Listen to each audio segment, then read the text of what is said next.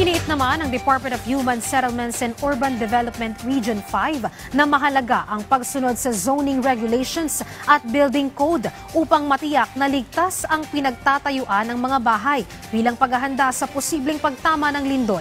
Yan ang ulat ni Connie Kalipay ng Philippine News Agency. Bahagi ang Department of Human Settlements and Urban Development o DSUD Bicol ng 31 milyong piso na tulong pinansyal para sa mga residente ng Bicol na nasira ang mga tahanan dahil sa mga sama ng panahon. Sinabi ni DSUD 5 Director Maria Amoroso na 19 milyon ang naipamigay sa unang bahagi ng taon habang ang karagdagang 12 milyon ay inilabas kamakailan. Daan-daang pamilyang nawala ng tirahan ng Severe Tropical Storm Christine at Super Typhoon Pipito sa buong rehiyon. 601 beneficiaries pay out yesterday and today. Last October 8, nagpunta tayo sa Tabaco City, 189 naman beneficiaries. And also for last October 7, dyan sa Legazpi Convention Center, we have a total of 87 beneficiaries also from TV. So, yun yung nabigyan natin ng assistance aside from yung noon pang last January na naibigay.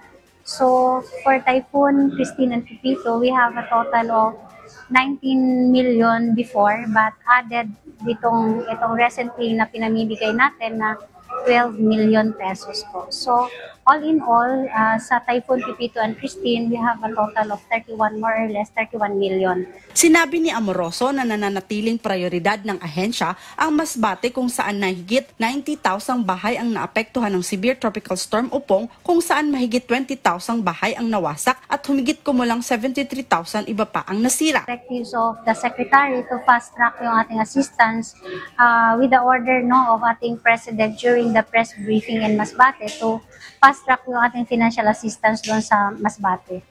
So, given the limited resources, manpower of DSUD, we deploy at least 4 to 5 na tao na nagva-validate. But for next week, full ang aming assistance doon sa validation to fast-track yung pagpaprocess ng papers to avail of our shelter support. Ang ating tinututukan ay ang province ng Masbate, no? So we have a total, I think, totally damage of 20,000, and then for partially damaged is 73,000. So more or less 97,000 houses damaged in Masbate. Mabilis na natugunan ng departamento ang tulong nito sa Masbate sa pamamagitan ng paglalagay ng mga validator para iproseso ang mga papeles ng mga nangangailangan ng suporta. Samantalang sa sunod-sunod na lindol kamakailan, binanggit ni Amoroso ang kahalagahan ng pagsunod sa mga regulasyon ng zoning at gusali upang matiyak ang ligtas na pagpapatayo ng bahay. Sa ating mga kababayan, dapat maintindihan nila yung importance ng zoning regulations at pag-secure ng building permit, lalo na ang lalakas ng lindol na humaano sa atin ngayon, no? So more than 7.6, no? Magnitude earthquake dati sa Baguio City, yung ating naranasan hanggang 7.17 magnitude lang. Pero ngayon, more than 7 na. So, kailangan talaga maging aware ang ating mga kababayan sa pag-comply po ng mga regulatory requirements, particularly dun sa pagpapatayo po ng ating mga kabahayan. Mula rito sa Albay para sa Integrated State Media, Connie Kalipay ng Philippine News Agency.